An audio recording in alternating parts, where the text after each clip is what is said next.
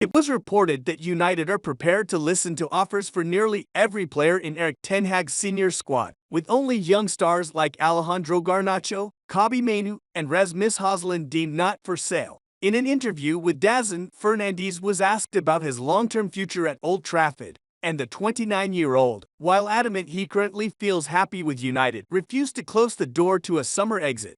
"I'm not thinking about other things at the moment," he stressed. "Obviously, it doesn't just depend on me, does it? A player always has to want to be here, but at the same time, you have to want him to stay. At the moment, I feel there's that on both sides. I'm not thinking too much about the future, not least because, obviously, this season hasn't been at the level I'd hoped for, either individually or collectively so far. We could still end the season by winning the FA Cup. After that, we have a very important Euros coming up. So, if you want me to be very honest, if I have to think about not continuing in the Premier League, it won't be until after the Euros, because nothing will be able to take my focus away from the FA Cup final and the Euros, as there's nothing more important than that at the moment." Most of the speculation following the report has revolved around Marcus Rashford.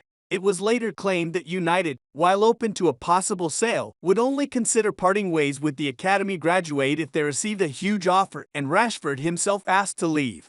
That stance would likely be mirrored with Fernandes, who has been a huge figure for United since his move from Sporting CP in January 2020. Fernandes, who will turn 30 in September, still has 2 years remaining on his contract at Old Trafford, with United also holding the option to extend his deal by a further 12 months.